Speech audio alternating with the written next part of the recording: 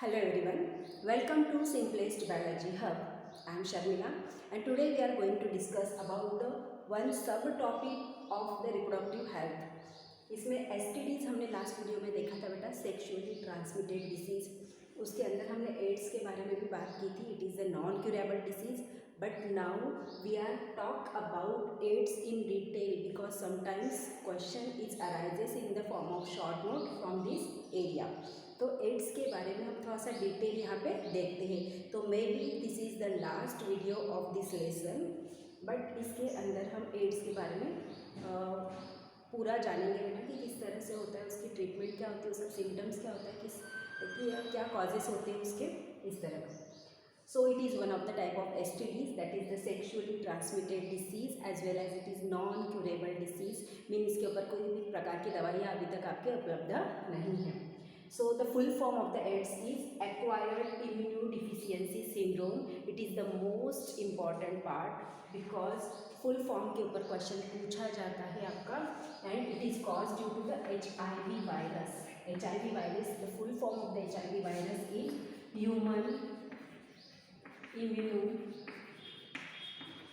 virus. So it is a viral disease, we called it. It is a viral disease क्योंकि virus की वजह से आपका cause हो रहा है. तो सबसे पहला एड्स का जो कंडीशन है वो कहाँ दिखाई दी? वो कंडीशन आपकी दिखाई दी अमेरिका के अंदर. The first patient should be reported in America in 1981. 1981 में सबसे पहला first infected AIDS HIV person report हुआ अमेरिका के अंदर. And after in 1986 it is reported in India. ये जो टर्मिनोलॉजी है आपको ध्यान रखनी है, इंपॉर्टेंट पार्ट है. यहाँ से क्वेश्चन MCQs पैटर्न बनने की पॉसिबिलिटीज़ है.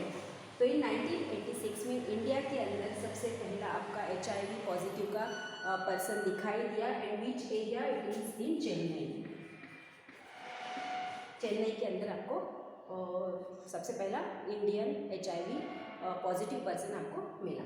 सो now we move towards what is actually AIDS and what is the properties of that virus, how can it affect in our body. So the HIV virus is, we called it as a retrovirus. ये important terminology है, यहाँ से भी question 100% arise होता है MCQ pattern में. इसे retro virus क्यों कहा जाता है? जनरली बेटा हमारा किसी भी सेल के अंदर, फिर चाहे वो एनिमल सेल हो, चाहे प्लांट सेल हो, चाहे बैक्टीरियल सेल हो, चाहे फंगल सेल हो, एवरी ऑर्गेनिज्म के अंदर DNA as a genetic material, we called it DNA as a genetic material. But some bacteria also contain RNA as a genetic material. तो ये जो बैक्टीरिया एंड वायरस है इसके अंदर RNA as a genetic material होता है, DNA नहीं होता. एंड जिस वायरसेस के अंदर RNA as a genetic material होता है, that viruses we call the retro virus. That family, अगर बैक्टीरिया भी होगा जिसके अंदर RNA as a genetic material होगा तो that belong to the retro family bacteria, that belong to the retro family virus. Retro means RNA आपका as a genetic material की तरफ वर्क करता है. तो जनरली प्रोटीन सिंथेसिस में प्रोसेस क्या होती है बेटा?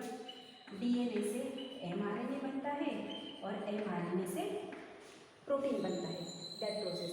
तो DNA से RNA बनने की जो प्रोसेस है, जो इनसाइड द न्यूक्लियस होती है, that process we call transcription. That process we call transcription. But RNA से DNA अगर बन रहा है तो that process we call reverse transcription. ये ऑलरेडी हमने देख चुके हैं रिवर्स ट्रांसक्रिप्शन के बारे में. DNA से RNA बनेगा तो ट्रांसक्रिप्शन प्रोसेस, RNA से DNA बनेगा तो रिवर्स ट्रांसक्रिप्शन प्रोसेस. DNA से RNA बनने के लिए, ट्रांसक्रिप्शन के लिए जो एंजाइम रिक्वायर्ड रहते हैं, that enzyme is already present in the nucleus, in nucleoplasm. And similarly reverse transcription process के लिए जो एंजाइम रिक्वायर्ड रहते हैं, that also already present inside the nucleus in nucleoplasm area. So this is the structure of HIV virus. आपका कुछ इस तरह के स्पाइक्स उसके ऊपर दिखाई देते हैं. ये स्पाइक्स वाला स्ट्रक्चर हमने कोरोना काल में भी देखा था बेटा, कोरोना के वायरस के ऊपर. तो इस तरह के कुछ स्पाइक्स उसके ऊपर रहते हैं. इस स्पाइक्स के साथ GP120 एंटीजन आपका जुड़ा रहता है. ये क्या होता है? Antigen is nothing but the foreign material which move inside our body. So this is the foreign material.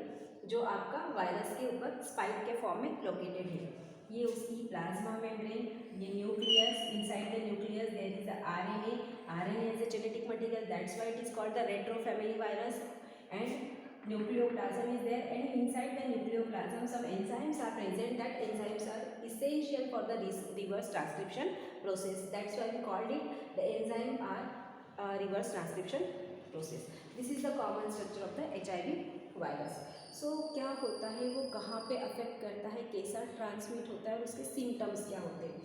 पहले तो ये अफेक्ट करता है बेटा, अफेक्टेड ऑन और WBCs, और WBCs की कौन सी सेल के ऊपर, टी सेल के ऊपर।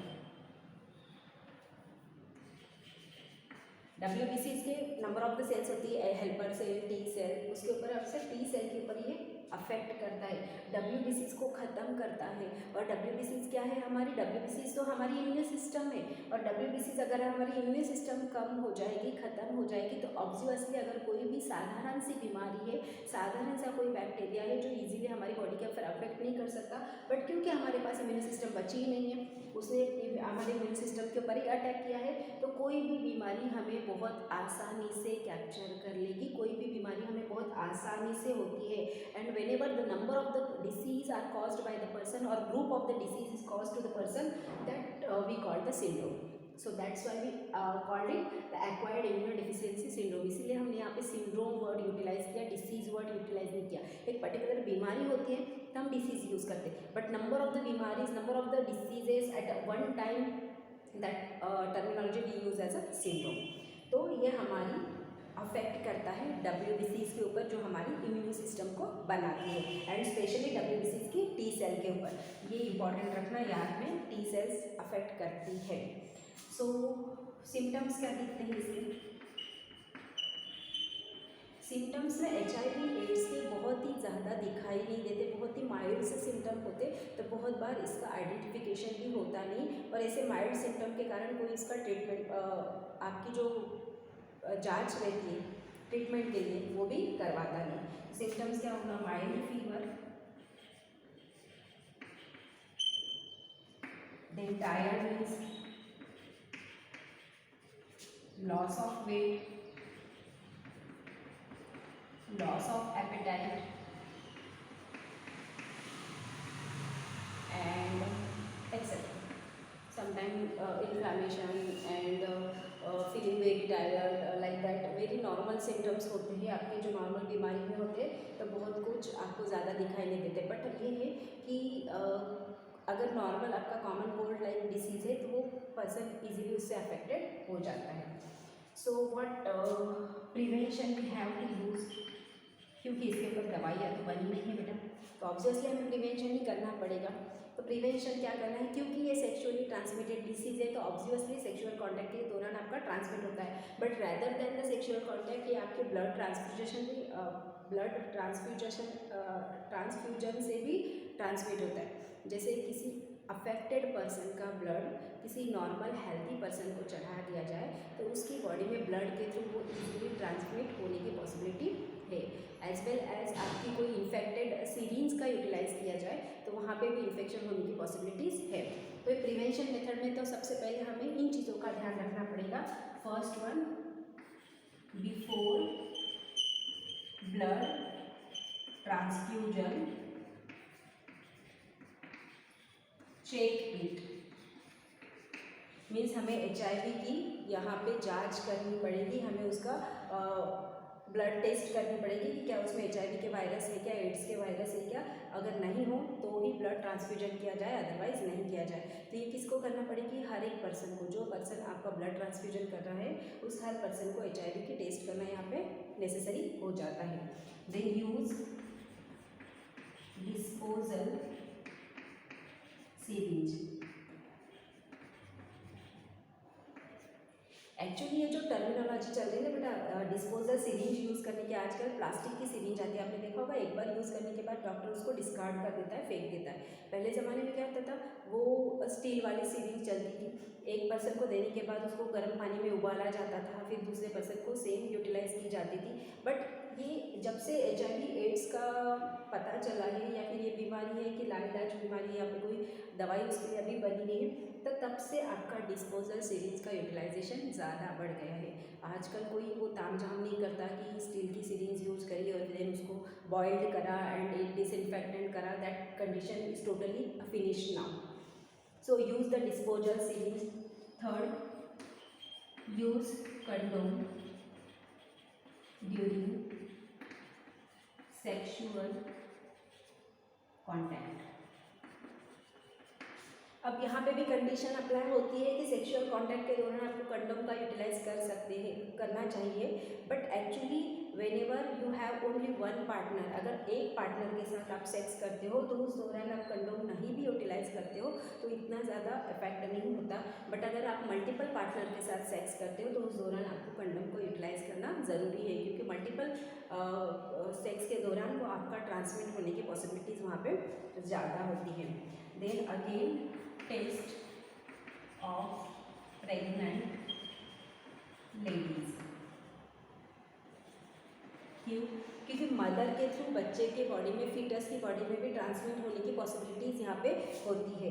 तो आपकी प्रेगनेंसी की जो अलग अलग टेस्ट होती है, सोनोग्राफी होती है, उस दौरान एक HIV की टेस्ट भी की जाती है कि अगर मदर अफेक्टेड हो तो बच्चे को, उस फीटस को किस तरह से हम HIV वायरस से बचा सकते हैं। ये भी एक कंडीशंस आपकी यहाँ पे यूटिलाइज की जाती है। इस तरह का प्रिवेंशन हमें यहाँ पे करना पड़ता है। So this is about AIDS. इतना सारा मैटर भी अगर हम थोड़ा याद रखते हैं बेटा, तो हम एड्स के ऊपर इजीली शॉर्ट नोट लिख सकते हैं। उसमें हमें याद क्या रखना है, दोनों के फुल फॉर्म याद रखना है। सबसे पहले कहाँ पे आइडेंटिफाई हुआ, अमेरिका के अंदर इन 1981। इंडिया के अंदर कब आइडेंटिफाई हुआ, इन 1986। सबसे पहले चेन्नई में आइडेंटिफाई हुआ। किस फैमिली को बिलोंग करता है, रेट्रो फैमिली को बिलोंग करता है। वायरल डिसीज है।